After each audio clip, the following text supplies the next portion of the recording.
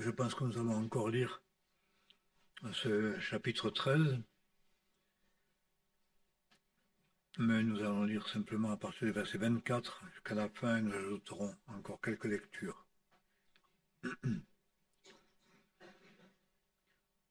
J'espère que la lecture et la méditation de ces paroles prophétiques du Seigneur Jésus ne nous laisseront pas, comme malheureusement souvent elles ont laissé ceux qui l'ont lu, en tout cas c'était le cas dans ma jeunesse, dans le désespoir, le désarroi, l'incertitude,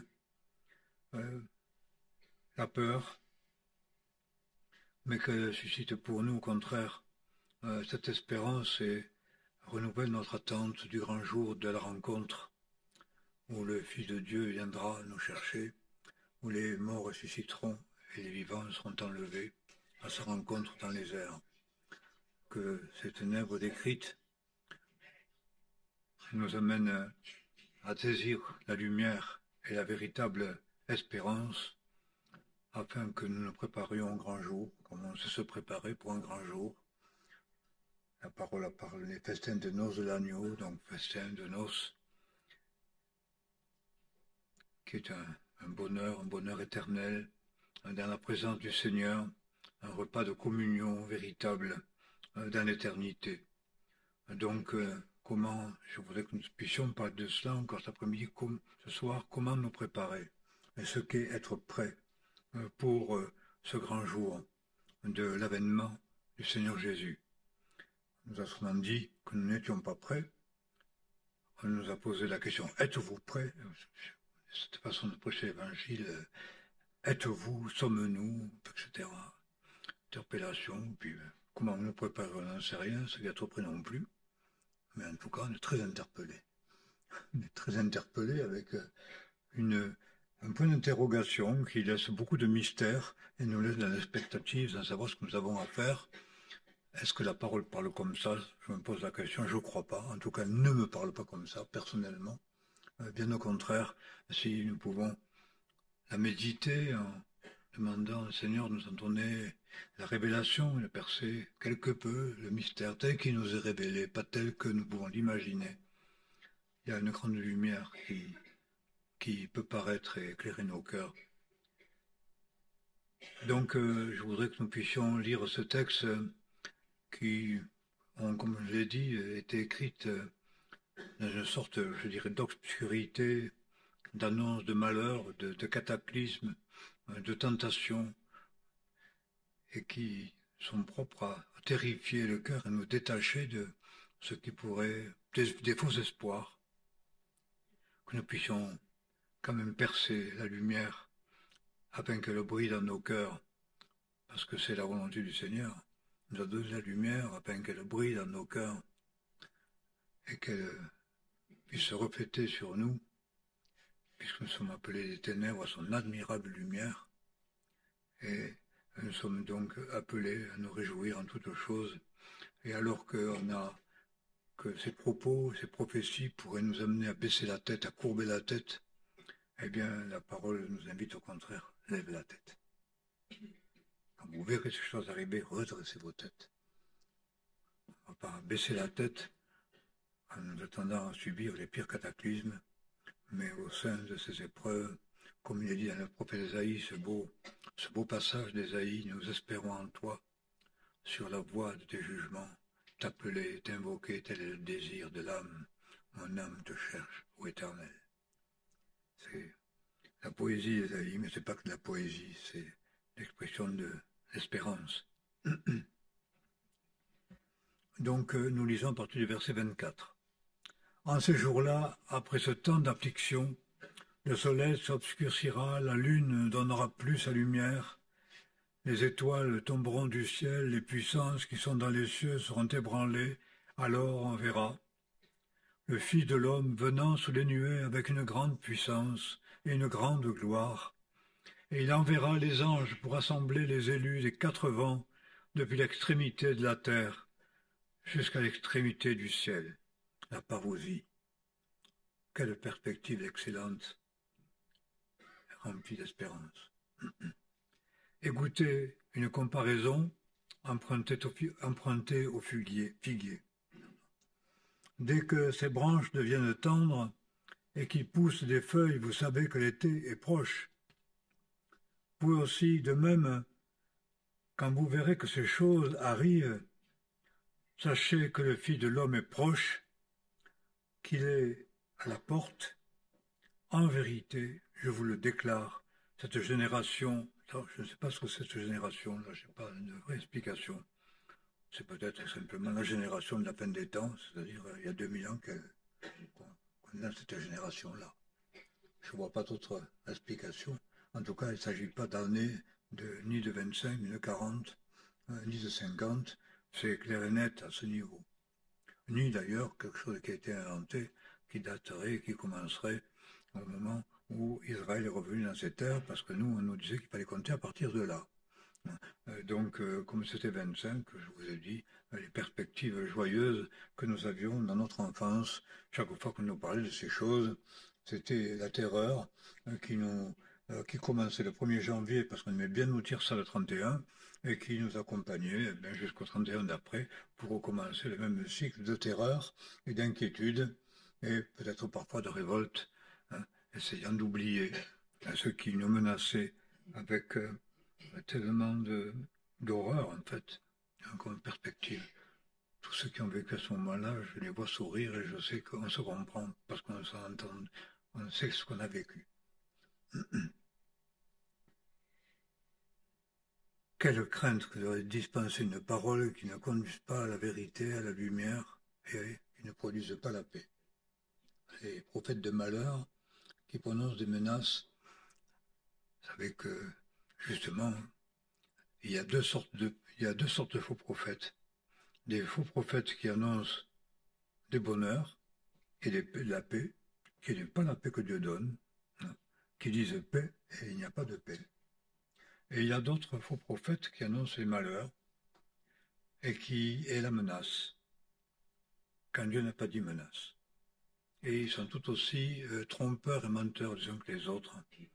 Ah, donc il s'agit d'écouter la voix du bon berger, parce que les brebis entendent la voix du bon berger, et c'est des paroles de compassion, même si parfois elles nous annoncent des choses terrifiantes et décevantes pour l'existence, mais toujours avec cette glorieuse espérance du grand jour, qui sera notre jour, le jour du Seigneur. C'est pour ça que j'aime bien ce mot Emmanuel. Emmanuel, c'est venu de l'Emmanuel, Emmanuel, Dieu avec nous, et que je pense qu'il vaut mieux s'appeler Manu que s'appeler Emmanuel, parce que c'est quand même beaucoup. C'est étrange, mais quand même.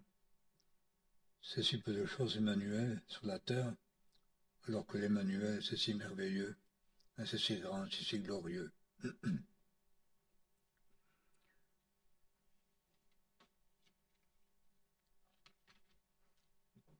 Attendez, je ne sais plus où j'en suis. Je suis un peu fatigué comme ce soir. Écoutez, on va reprendre verset 28, une comparaison empruntée au figuier. Dès que ses branches deviennent tendres et qu'il pousse des feuilles, vous savez que l'été est proche. C'est au fond l'annonce de l'été, c'est de la belle saison. C'est l'annonce de la saison lumineuse.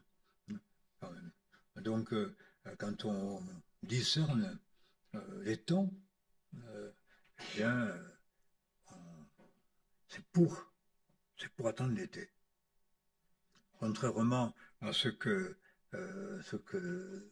quand on entend les réveils, on parle beaucoup des réveils. Et il y avait ce titre, de cette revue du réveil de la Drôme, le matin vient.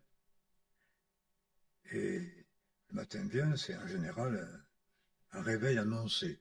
C'est ce que les églises appellent le réveil, qui est souvent passager ou momentané. On nous dit la durée de 35 ans, c'est beaucoup. Moi, je trouve que c'est bien un peu pour un réveil. Quand on voit ce à quoi il a abouti, ce fameux réveil. Et moi, je vais toujours, quand j'entends ça, le matin vient, et la nuit aussi. Donc, il ne faut pas trop attendre des réveils, il vaut mieux attendre le grand jour. Parce que là, il n'y aura plus de nuit. Donc, on n'attend pas des réveils, on attend le retour du Seigneur. en étant réveillé.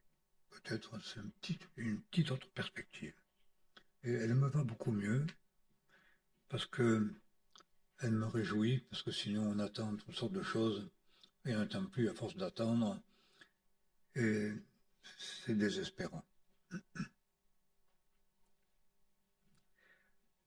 Donc cette génération ne passera pas que toutes ces choses arrivent. Le ciel et la terre passeront, mais mes paroles ne passeront point. C'est par la parole que le monde a été créé. Tout ce qui a été créé par la parole passera, mais ce qui a été l'auteur de la création ne passera jamais. Et la parole a été faite chair en Jésus-Christ. Il a expié nos fautes et il est ressuscité. Il est à la droite du Père et il vit pour l'éternité. Voilà la parole. Alors quand on regarde, et c'est le début déjà du sens de cette prophétie, quand les disciples regardent et font remarquer à Jésus la beauté de l'édifice, c'est-à-dire au fond la construction humaine faite pour le temple, pour la gloire de Dieu. D'une certaine manière, il dit, ben oui, tout ça, ça va être renversé. Il ne restera pas pierre sur pierre.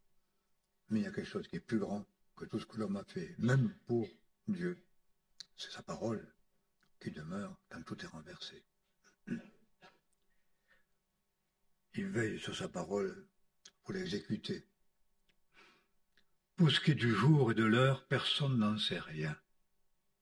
C'est ce que je me fais dire avec assez d'assurance, qu'à la fin des temps, il n'y aura pas de prophètes qui annonceront la venue du Seigneur, parce qu'il viendra comme un voleur dans la nuit, c'est réitéré plusieurs fois, donc il n'y aura pas de son de trompette avant la dernière trompette, au moment de son retour.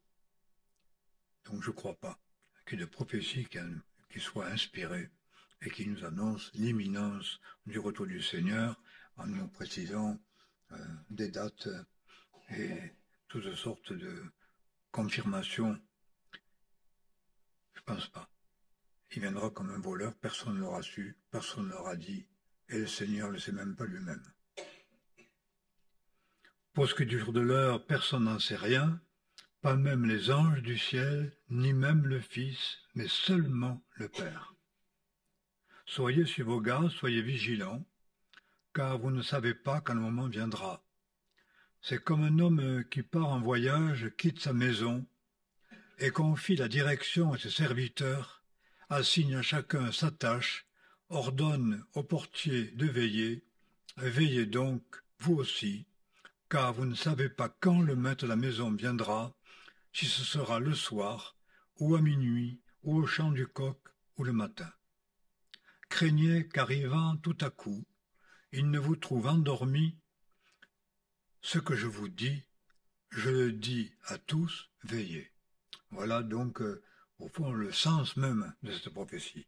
Nous inviter à la vigilance. C'est moins nous occuper à quel moment il viendra, puisqu'on ne le saura pas. Donc s'occuper à savoir à quel moment il viendra, à mon avis, c'est perdre son temps, parce qu'on ne saura pas. Il viendra comme un voleur et on ne sait pas quand le voleur vient. Sinon on aurait agi autrement. Donc on ne saura pas.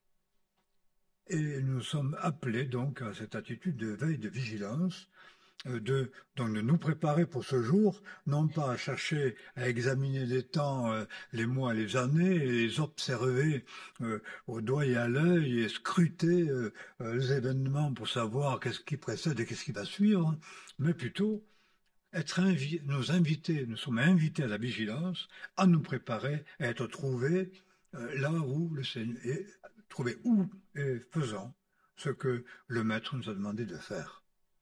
Se préparer, c'est discerner ce que le Seigneur attend de nous et ce qu'il nous demande.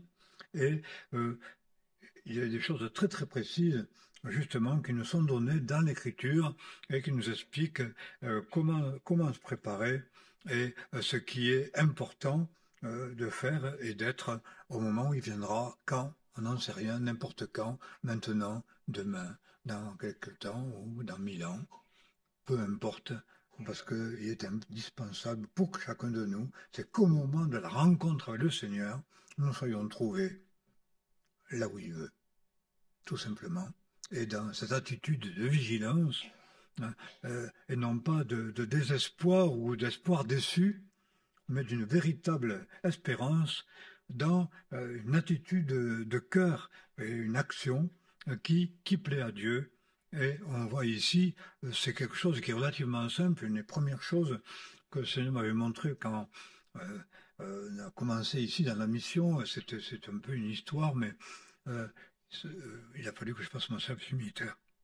Avant 23 ans, je râlais pas mal parce que on était en train de commencer ici, on commençait à bâtir, c'était le premier camp, j'y étais pas.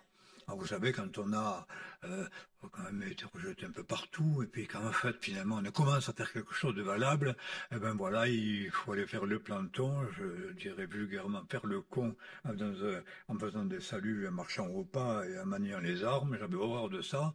Moi, je dis franchement, quand même, en plus, j'étais dans un camp semi-disciplinaire, ce qui était très intéressant.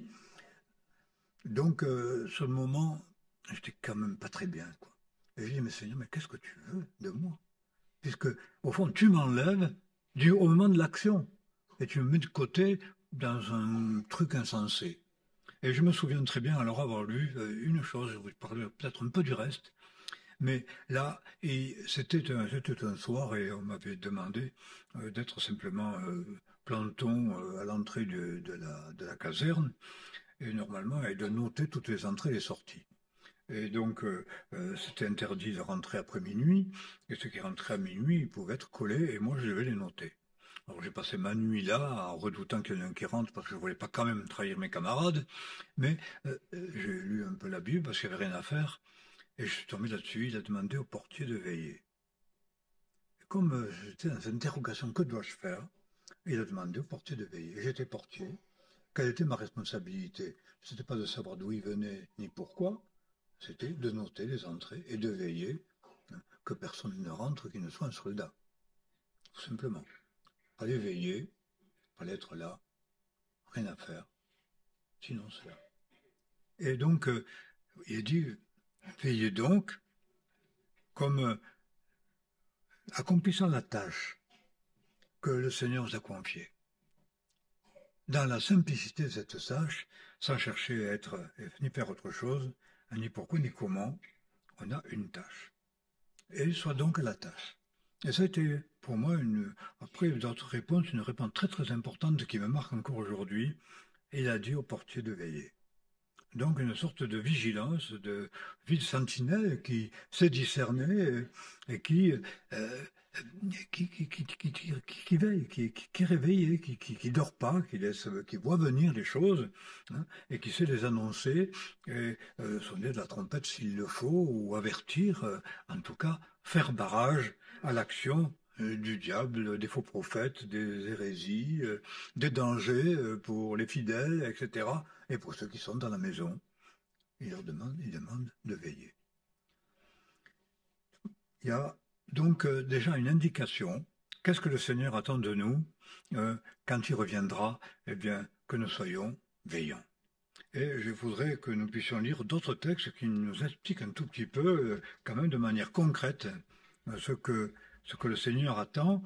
Et je pense en particulier à un texte de l'évangile de Luc. On ne va pas méditer tout ça, mais le lire au moins dans Luc chapitre 12, verset 35. On retrouve d'ailleurs cet avertissement, que vos reins soient saints, vos lampes allumées. Que vos reins soient saints, vos lampes allumées. On retrouve ça dans l'épître de Pierre, saignez les reins de votre entendement, etc. Vous voyez cette même exhortation de Pierre. Vous donc, ayant saint les reins de votre esprit, soyez vigilants avec une parfaite espérance dans la grâce qui doit vous être dispensée lorsque Jésus-Christ paraîtra.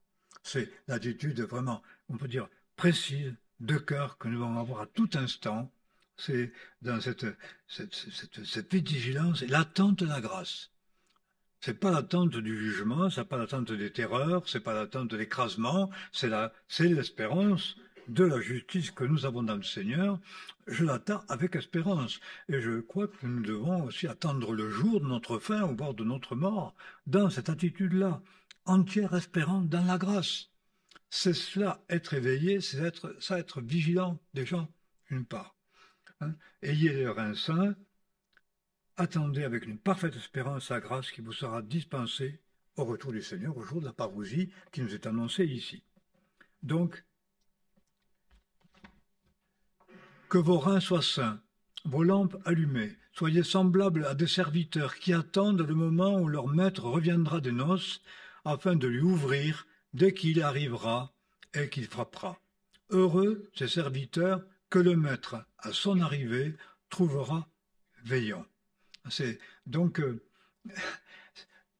c'est ce véritable espoir que quand le Seigneur viendra, quand il va nous rappeler à lui, ou quand il va venir sur les nuées, parce que on n'attend pas vraiment tout de suite, mais qui sait, puisque de toute manière, il viendra au moment où on ne l'attend pas. On est veillant, mais on ne sait pas quand il viendra, donc c'est quelque chose d'imminent, mais un petit peu, vous savez, comme quand le GPS nous dit sortie imminente, vous vous rendez compte que des fois, il faut attendre encore un peu avant que ça arrive. Hein. Mais c'est un petit peu, c'est imminent, c'est bientôt, mais ce bientôt, dans le temps de Dieu, ben on n'en sait rien, on n'en connaît pas la durée. Donc bien bientôt, on est dans ce bientôt, dans cette vigilance, et le Seigneur est glorifié en ce sens que c'est que nous demeurions, nous soyons, quoi qu'il nous arrive, dans cette attente de la rencontre avec lui. C'est vers lui, c'est lui qu'on attend, il va venir on ne sait pas quelle heure, mais il arrive certainement, qu'il arrive la seconde ou la troisième veille, s'il trouve dans cet état heureux ce serviteur, hein, que le maître à son arrivée trouvera veillant. Donc, non pas endormi. Je parlerai peut-être tout à l'heure un petit peu du sommeil spirituel, mais donc veillant, et dans cette espérance en fait, espérance de la grâce. Une espérance, on peut dire, joyeuse, de l'amour de son avènement, la joie et l'amour que nous avons de la rencontrer. C'est, je pense, beaucoup plus vivifiant que d'attendre de revoir tous nos grands-pères, arrière-grands-pères, papa et maman, ou enfants éventuellement. C'est pas très stimulant, au fond, dans l'espérance. Ça ne nous tient pas éveillés, ça. Ça nous amène à quoi? À dormir avec ceux qui dorment. Je dis, il y a dans le monde religieux un culte de la mort et des ancêtres et des passés, où avec ce seul espoir, c'est de les revoir et de je sais pas, ça serait dans les bras. Je sais pas trop, une imagerie des choses célestes que je comprends pas, mais qui est quand même énormément maintenue dans le monde religieux. Ils se sont endormis. Et on n'a plus rien à chercher là. Hein. C'est pas en recherchant ceux qui se sont endormis qu'on va être réveillé. C'est au contraire en acceptant la distance pour chercher ce qui vit toujours, ce qui vit éternellement, cette magnifique promesse de la grâce et de la vie éternelle que le Seigneur nous a promise. Je trouve que c'est vivifiant. Le reste, c'est endormant. C'est triste. C'est le silence, on appelle le cimetière les champs de Dieu ou la maison du bon Dieu, enfin toutes sortes de choses. Je connais, c'est une dame protestante, son fils posait des questions sur la mort et sur le cimetière. Qu'est-ce que c'est un cimetière, ce jardin bizarre, hein, qui est quand même souvent assez beau d'ailleurs, hein, c'est un lieu de silence. Et elle dit, c'est c'est le jardin du bon Dieu. Ma foi, je ne sais pas si le gars il a été beaucoup instruit là-dessus, en tout cas ça n'a pas mené au Seigneur. Hein. Et toutes ces imageries, ces paroles pieuses et religieuses, qui sont des faux espoirs, qui endorment les consciences, qui endorment les âmes, on n'attend rien et on n'espère pas vraiment. L'espoir, l'espérance n'est pas que les choses iront finalement mieux que ce qu'on pense ou que tout finira bien au bout du compte. Non, l'espérance, c'est quelque chose qui relève tes têtes, regarde en haut, regarde à lui, regarde au Seigneur, attend son retour, sa venue, attend sa rencontre. Hein, c'est à quoi nous sommes appelés, il me semble, et nous devons nous exhorter dans cette chose-là, parce que ça donne un véritable sens à la vie. On ne fait pas des choses pour donner du sens à notre vie. Le sens de notre vie, c'est pas d'être heureux. Hein. La preuve, c'est qu'avec tous ces cataclysmes et tout ce qui risque d'arriver et qui a quand même assombri l'existence des hommes toujours, hein, ne serait-ce que les guerres et les bruits de guerre, on ne peut pas se passer de la guerre sur la terre, et ceux qui veulent faire la paix, ils font encore une guerre encore pire que les autres. Au nom de la paix, on fait la guerre. Donc c'est un cercle vicieux désespérant. Donc ce désespoir humain, ce désespoir terrestre, nous devons accepter qu'il existe, mais relevant nos têtes, c'est-à-dire en tant que croyants, ne pas nous affliger comme les autres, mais espérer ce qui nous donnait à espérer, parce que je crois que si nous tournons nos regards et si nous attachons à ce qui nous est donné d'espérer, le Saint-Esprit va venir au secours de notre faiblesse pour que l'espérance remplisse nos cœurs. Sans quoi, il n'y a pas l'œuvre du Saint-Esprit pour espérer ce qui n'est pas espéré, et pour croire des choses qui ne sont pas données à croire, mais qui sont inventées par la chair, je dirais mortelle, avec des désirs humains et mortels. Donc l'attendre et être à sa place. Vigilant, éveillé. On ne va pas faire grand-chose, mais éveillé pour ce jour. Sachez-le bien, si le père de famille connaissait l'heure à laquelle le voleur viendra, il veillerait et ne laisserait pas percer sa maison. Vous aussi tenez-vous prêts, car le Fils de l'homme viendra à l'heure où vous n'y penserez pas. Je ne sais pas pourquoi, dans le monde religieux, on veut toujours savoir avant. Il y a toujours des prophètes pour nous dire ce qui va arriver au moment du retour du Seigneur. Ben je crois que c'est opposé à la parole. Je pense qu'il est toujours dit qu'il ne faut pas les écouter, il ne faut pas les croire. Mais on croit ça. Franchement, et beaucoup, ils voient, disons, comme ça, un esprit prophétique à dire ces choses. Et en général, ça crée quoi? De la querelle et de la contestation. Les gens se divisent sur les prophéties, se divisent sur leurs pronostics, sur leurs croyances et sur ce que des prophéties contradictoires, et ça crée beaucoup, beaucoup de tensions. Je crois qu'on est vraiment là, à côté de la vérité biblique. La vérité biblique, il viendra. On ne sait pas quand, tenez-vous prêts. Alors Pierre lui dit, Seigneur, est-ce pour nous que tu dis cette parabole ou est-ce que tu le dis pour tous? Le Seigneur répondit, quel est l'économe fidèle et prudent que le maître établira sur ses domestiques pour leur donner au temps convenable leur mesure de blé? Heureux ce serviteur que le maître à son arrivée trouvera agissant ainsi. En vérité, je vous dis, qu'il l'établira sur tous ses biens. Mais si ce serviteur dit en son cœur, mon maître tarde à venir, on voit qu'il a mis à tous ces petits cas de figure, hein, cette réaction à cette prophétie qui ne s'accomplissent pas, hein, et même par rapport à la parole prophétique, mais non, bon, à force d'attendre, on n'attend plus, on en a, je dirais, un peu marre, il y a une sorte de, on a sommeil, on en a assez, ça vient pas, on se lasse de ce qu'on fait, on n'en voit plus le sens, et en général, qu'est-ce qui se lève alors dans le cœur? Une sorte de méchanceté et de contestation. On voit bien décrit ici. Serviteur dit en son cœur, mon maître tarde à venir. S'il se met alors à battre les serviteurs et les servantes et manger et à boire et à s'enivrer, il faut quand même savoir que les divisions dans l'Église, les esprits sectaires et les jugements, hein, dès qu'on n'est plus dans cet esprit de vigilance, de veille, et qu'on n'accomplit pas le service tel que le Seigneur nous l'a demandé, hein, eh bien qu'est-ce qu'il y a? On se bat. Alors peut-être on ne va pas faire une guerre physique, mais c'est la guerre. On parle de paix et la guerre dans le cœur.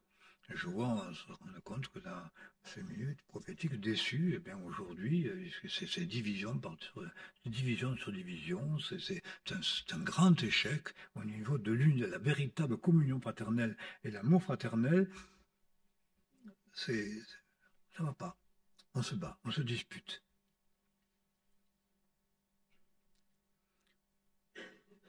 Mon maître de venir, s'il se met à battre les serviteurs et les servantes, à manger, à boire, à s'enivrer. Au temps de la fin, il en sera comme du temps de Noé. Qu'est-ce qu'ils faisaient? Les hommes mangeaient, buvaient, se mariaient, mariaient leurs enfants. Ils les élus, je les emporte à tous. Ils ne faisaient rien de très spécial, ce que bien souvent les croyants font et le monde fait. Qu'est-ce qu'il nous reste à boire, nous droguer ou manger, boire, satisfaire les instincts et les désirs de la chair, hein, puisqu'on n'attend plus rien, et puis finalement, on ne sait pas où on va, c'est cette espèce de nuit, de flou ténébreux et religieux, d'incertitude, de pratiques religieuses qui lassent, etc., etc. Et finalement, ces disputes incessantes, hein, entre les uns et les autres. Le maître de ce serviteur viendra le jour où il ne s'y attend point, à l'heure qu'il ne sait pas, il déchirera le serviteur à coups de fouet et lui donnera son lot avec les infidèles. Ce serviteur, qui ayant connu la volonté de ce maître, n'aura rien préparé et n'aura pas fait cette volonté, sa volonté, sera battu de plusieurs coups. Mais celui qui n'a pas connu et qui a fait ces choses dignes de châtiment sera battu de peu de coups. Quiconque aura été beaucoup, qu'il aurait été beaucoup donné, il le sera beaucoup redemandé, et l'on exigera davantage à celui à qui l'on aura beaucoup confié. Il y a un grand danger dans notre temps, c'est de vouloir apprendre, apprendre, apprendre. Et grâce à Internet, vous avez des tas de gens qui passent leur vie à écouter des messages de tous les bords, qui en écoutent des quantités dans toute la journée, et même certaines mères de famille, très occupées à tout le temps écouter, finalement ne s'occupent même pas de leurs enfants, ne n'acceptent pas qu'on les dérange, elles se gargarisent de messages un peu de partout. On veut savoir et on pense qu'en sachant plus, on va se rapprocher du Seigneur. C'est un danger. Vouloir savoir, et savoir davantage, et apprendre, c'est même, il est même dit dans la Bible, qu'il ne faut pas qu'il y en ait beaucoup qui prêchent, parce que plus on saura, plus sévèrement on sera jugé. Je ne dis pas qu'il ne faut rien entendre, mais il faut veiller à ne pas vouloir se nourrir sans cesse de choses spirituelles qui, au fond, nous détournent ce qu'on a à faire.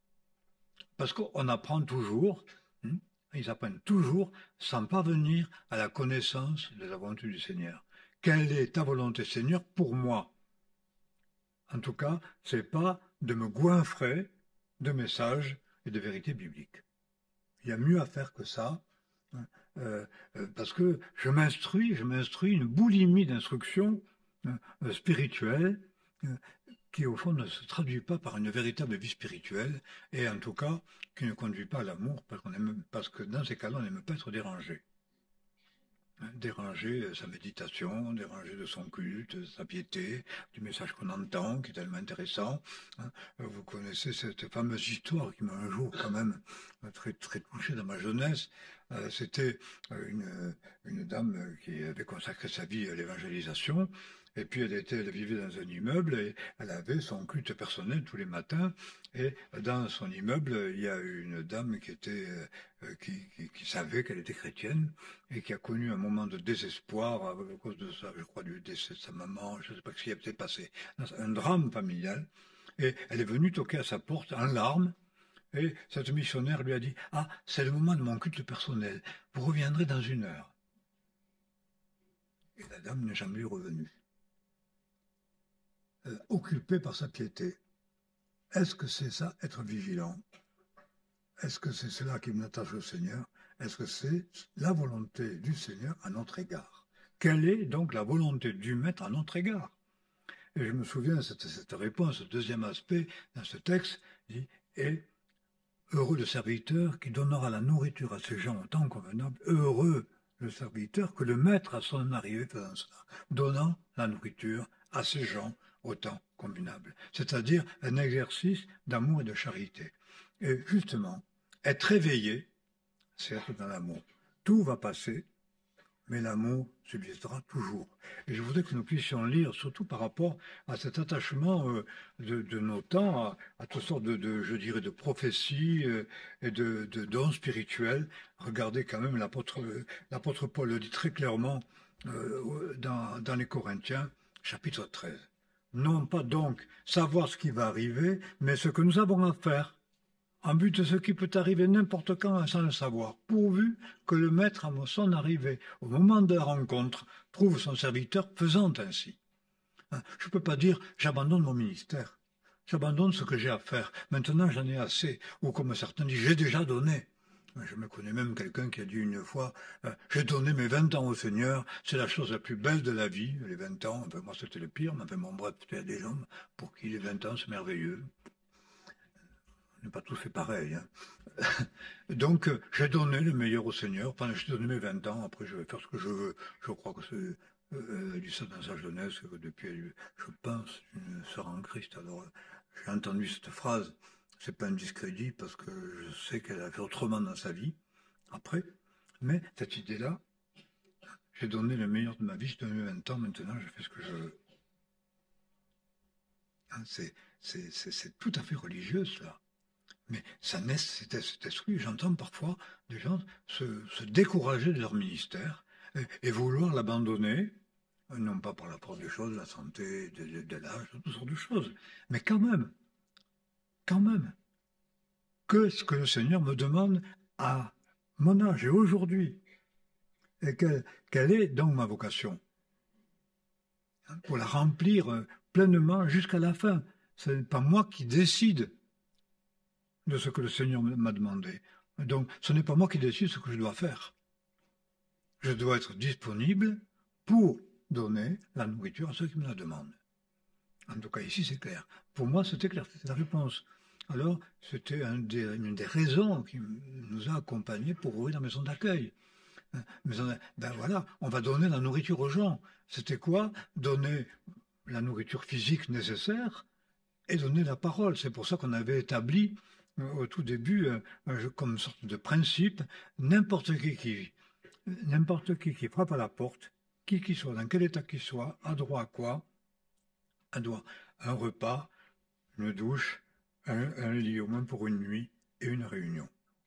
Il faut qu'il soit, au fond, nourri de la nourriture que j'ai à disposition pour lui. Parce que tel est l'ordre du Seigneur. Et on ne va pas s'arrêter là-dedans. On ne peut pas, c'est un interdit biblique de fermer son cœur et de décider de sa propre vocation, de son propre ministère. Je fais ce que le Seigneur m'a demandé de faire. Et c'est aussi ce qui est intervenu dans ma conscience au moment de prendre la retraite, où on n'a pas quand même une certaine tentation de faire enfin ce qu'on peut, ce qu'on veut, enfin je peux faire ce que je veux. Hein. Et c'était cette parole, et donne la nourriture à tes gens en tant convenable. Alors, qu'est-ce que tes gens ont besoin? Parce que ceux qui ont besoin vont le demander, réponds à ce qu'on te demande. Et donne la nourriture que je te donne. Autant convenable. Et ça, c'est on peut dire, un ministère qui ne finit jamais, dans la mesure où c'est en réponse à l'ordre du Seigneur. C'est le Maître qui dit. Et voilà ce qu'il te dit, et voilà ce qu'il te demande. Que veux-tu, Seigneur, de moi? Je ne peux pas décider de ma vie, je ne peux pas décider de ma vocation, je ne peux pas décider de mon ministère. Et j'avais appris ça dès au service militaire, parce que comme il y avait le camp ici, et que moi j'étais au service militaire, hein, c'est comme quand j'étais jeune marié, nous on s'est mariés pendant le service militaire, pendant 2 mois, on s'est vu une fois. 3 mois, je crois, une fois. C'est quand même pas trop. Voilà. Alors j'ai trouvé ça un peu insensé. Mais où tu es, tu as la nourriture à donner à tes gens tant convenable. Que ta lumière luise devant les hommes. Hein, voilà, tu es dans une caserne de sauvages. Une lumière, elle ne fait rien pour briller. Et elle éclaire ceux qui sont dans la maison. C'est cet état, je dirais, de vie. C'est ça la vigilance. C'est être dans l'état où que je sois, faisant ce que le maître m'a demandé de faire, pour que, s'il revient, eh bien, je sois à cette tâche. C'est tout. Au moment de la rencontre, je fasse ce que le maître a dit. Et donc, le reste, au fond, s'occuper des temps et des circonstances, sinon pour se laisser avertir et ramener à son ministère, ramener à sa vocation, ramener à la vigilance, eh bien, ça ne sert à rien.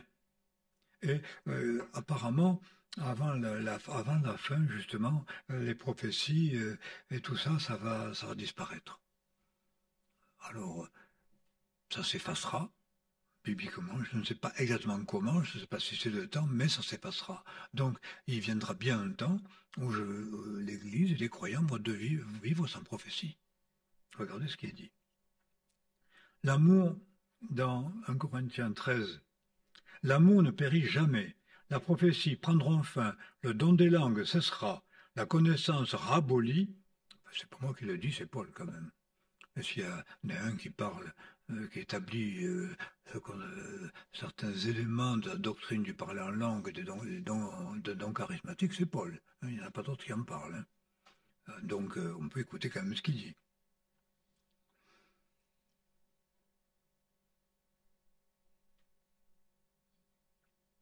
Je suis où?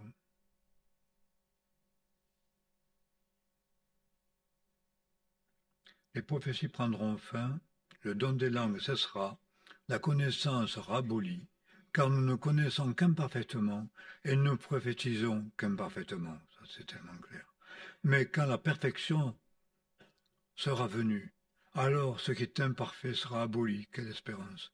Lorsque j'étais enfant, je parlais comme un enfant, je pensais comme un enfant, je raisonnais comme un enfant. Lorsque je suis devenu un homme, je me suis défait de ce qui était de l'enfant. Ça, c'est, je pense que aujourd'hui, les hommes sont comme des enfants. En tout cas, les femmes prennent les hommes pour des enfants la plupart du temps. C'est un peu comme ça et on le mérite bien, je trouve. Et on reste dans une sorte d'état d'enfance, bien souvent au niveau de la foi, et pour accepter donc d'être des hommes et se défaire de ce qui naît de l'enfant. Aujourd'hui, nous voyons comme dans un miroir, confusément, alors nous verrons face à face. Aujourd'hui, je connais imparfaitement, alors je connaîtrai comme j'ai été connu. C'est ça un aspect de notre attente. C'est de voir parfaitement, de savoir parfaitement, puisque nous sommes dans une telle au fond, incertitude dans certains domaines, incompréhension. Et le mystère s'ouvrira. Un jour, nous saurons. Nous saurons. Et nous le connaîtrons comme il nous a connus parce que nous le verrons face à face. C'est ça l'espérance du ciel et de la divine rencontre. Maintenant, donc, ces trois choses demeurent. Maintenant, ces trois choses demeurent. L'espérance, l'amour. Et la plus grande, la foi, l'espérance et l'amour. Et la plus grande des trois, c'est l'amour. Jamais laisser son cœur être gagné par un manque d'amour, un désamour ou une haine. Nous pouvons, parce que c'est ça, c'est dans les ténèbres. Être, celui qui est dans cet état est dans les ténèbres. Donc, dans les ténèbres, il dort. Hein. Il dit, ceux qui sont dans les ténèbres, ils dorment la nuit. Hein. Et donc, rien ne justifie. Si nous voulons être réveillés, il y a, on peut dire un remède à ça. C'est la mort dans l'amour divin. De l'amour divin. Cet amour qui ne vient pas de notre propre nature, mais qui vient d'en haut, parce que toute grâce excellente et tout don parfait viennent d'en haut. Donc l'amour, hein, qui ne périt jamais, vient de Dieu et est donné à celui qui croit et le reçoit. Hein. Cet amour, je ne cherche pas en moi-même, je le reçois de la part du Seigneur, parce que j'en suis incapable. Mais si celui qui n'est pas dans l'amour, il est dans les ténèbres, il est en voie de s'endormir. Être éveillé, c'est être dans l'amour. Ça, c'est très clair. Nous pouvons lire dans 1 Jean chapitre 2. Mes bien-aimés, ce n'est pas un commandement nouveau que je vous écris, c'est un commandement ancien, celui que vous avez reçu dès le commencement. Ce commandement ancien, c'est la parole que vous avez entendue. Pourtant, c'est aussi un commandement nouveau que je vous écris, vraiment nouveau. Et en lui et en vous, parce que les ténèbres se dissipent et que la vraie lumière, lui déjà.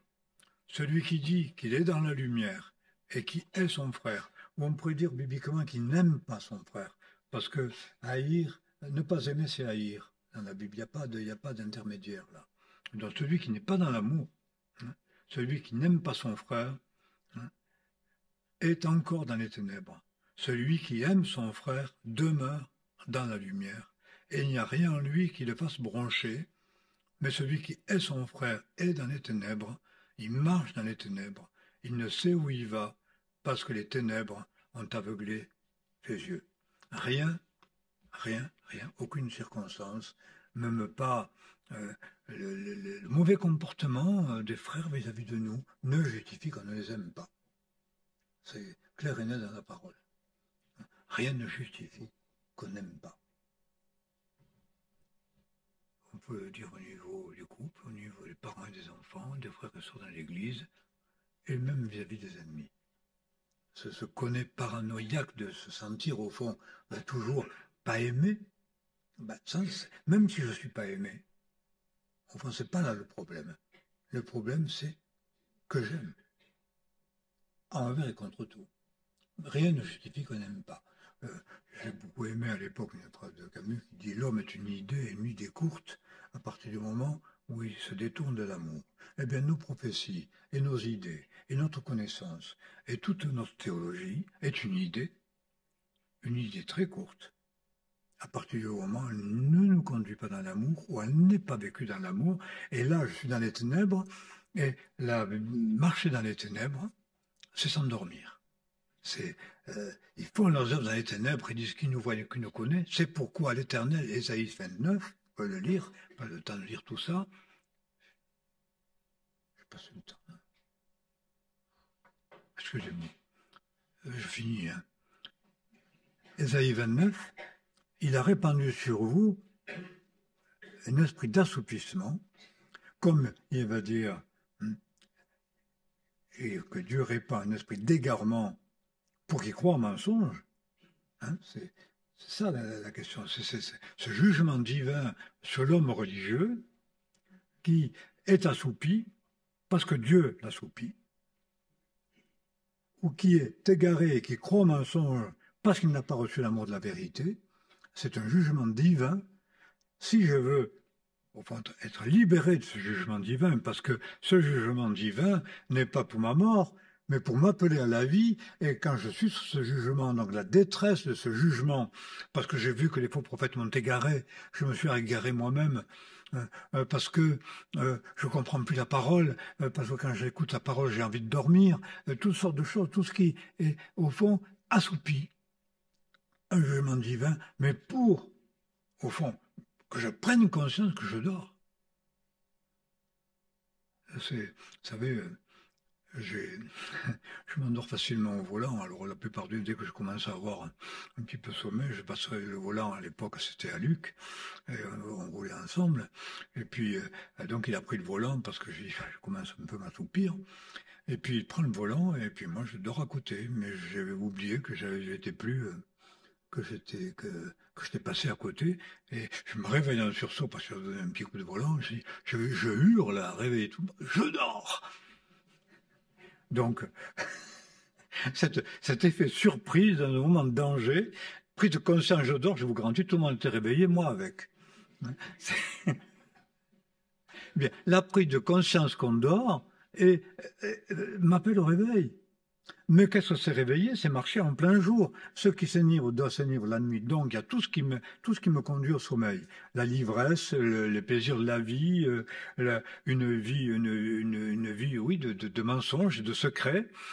Ils font leurs œuvres dans les ténèbres, ils disent qui nous voit et qui nous connaît. Ça peut être même dans l'œuvre de Dieu. Vous savez, il y en a beaucoup qui ne disent pas ce qu'ils font. Ils disent jamais ce qu'ils font, et ils ont leur truc à eux, ils ont leur petit périmètre de contact, etc., toujours un petit peu à l'écart, et c'est toujours un peu un grand mystère sur ce qui se fait. Ça peut être même une marche dans les ténèbres, même dans l'œuvre de Dieu. Je ne veux pas dire ce que je fais. Et puis, j'espère, alors peut-être un jour, une fois que j'aurai réussi, aller montrer à tout le monde ce que j'ai fait, etc. Comme le chat vient mettre la souris devant la porte de son maître, où il pense son caca même des fois. Non, mais excusez-moi, mais c'est quand même ça. Des œuvres dans les ténèbres. On ne marche pas en plein jour. On n'est pas ouvert. On n'accepte pas qu'on pénètre notre intimité. Ces choses-là sont interdites. Pourquoi? Qu'est-ce que j'ai à cacher? Des fois, je ne sais même pas. Mais je n'accepte pas la lumière. Et mes projets, ce sont les miens. Et je les cache. Ils font leurs œuvres dans les ténèbres, ils disent qui nous voit et qui nous connaît, quelle perversité est la vôtre. C'est une perversité, juste dans l'œuvre de Dieu. Et Dieu dit dans l'Ésaïe 29, il a répandu à cause de ça un esprit d'assoupissement. Donc, être éveillé, se préparer pour le retour de son ère, c'est marcher dans la lumière. Marcher dans la lumière, c'est dévoiler ses œuvres. Celui qui fait le bien vient à la lumière pour qu'il soit manifeste que ses œuvres sont faites en Dieu. Celui qui ne fait pas le bien ne vient pas à la lumière parce qu'il a peur que ses œuvres soient dévoilées. Cette espèce de peur d'être connu, d'être dévoilé dans ses actions, hein, eh bien, ça, c'est une marche dans les ténèbres. Et souvent, c'est accompagné d'ivresse, d'ailleurs. On se cache quand on veut se saouler. On s'éloigne, on se cache. C'est la marche dans les ténèbres. Et c'est le sommeil spirituel qui guette. Je peux écouter toutes ces prophéties du monde, je peux passer me gargariser de réunions, je suis dans les ténèbres, je vais m'endormir du sommeil de la mort. C'est pourquoi il y avait cette parole, cette prière, donne à mes yeux la clarté, afin que je ne m'endorme pas du sommeil de la mort. Hein? À part ceux qui meurent dans le Seigneur, qui sont heureux dès à présent, les morts dans le Seigneur, car ils se reposent, leurs travaux, leurs œuvres les suivent. C'est ceux qui nous ont devancés, ceux qui sont endormis et qui seront éveillés au retour du Seigneur avant les vivants qui iront à la rencontre. On n'a pas le temps de méditer tout ça, mais lisez tous ces textes de Thessaloniciens, ils sont très édifiants. Il faut les lire et les relire et en être imprégné. Alors, se préparer pour le retour du Seigneur, ne me dites pas que vous ne le savez pas, on ne me l'avait pas dit, on me disait que je n'étais pas prêt, mais je ne sais pas ce que je pouvais faire. Donc, marchons dans la lumière, loin de ce qui assoupit, les plaisirs de la vie, la convoitise, les richesses, toutes sortes de choses, qui assoupit la conscience, qui assoupit le cœur, et la marche dans les ténèbres, c'est-à-dire marche dans le secret, et négliger ce commandement qui les résume tous, tu aimeras le Seigneur ton Dieu et ton prochain. Vivre dans l'amour, toujours. Rien ne me permet de me détourner de l'amour à aucun moment de ma vie. Finir dans l'amour. Et finir dans l'amour, c'est être éveillé. Et un amour, bien sûr, qui n'est pas cette espèce d'amour complaisant et cette espèce d'onanisme religieux qui, oui quand même, ça existe, l'onanisme religieux, je suis désolé, c'est cette espèce de plaisir de l'âme, de travailler à sa sanctification et sa connaissance du Seigneur et sa piété personnelle, mais qui sert à rien, qui débouche à rien et qui fait de bien à personne. Il faut s'en détourner, parce que ça, ce n'est pas être vigilant. Ce qu'être vigilant, c'est demeurer dans la vérité, dans la communion, dans l'amour, c'est cela, être éveillé. Et alors, si l'esprit d'égarement, l'esprit d'assoupissement a pu me saisir un moment, eh bien, le Seigneur, dans cette repentance, me redonne la vie, il redonne la vie aux frères, il nous redonne la vie, il redonne la vie à son peuple, parce qu'il fait ce que le Maître lui a demandé. Et là, il n'y a pas de sommeil. Là, il n'y a pas d'assoupissement. Et si le Maître revient, il trouvera son serviteur et sa servante faisant ainsi. Voilà quelle est à notre égard la volonté du Seigneur résumée, longuement et pourtant très rapidement, parce que c'est tout notre programme. Nous voulons prier.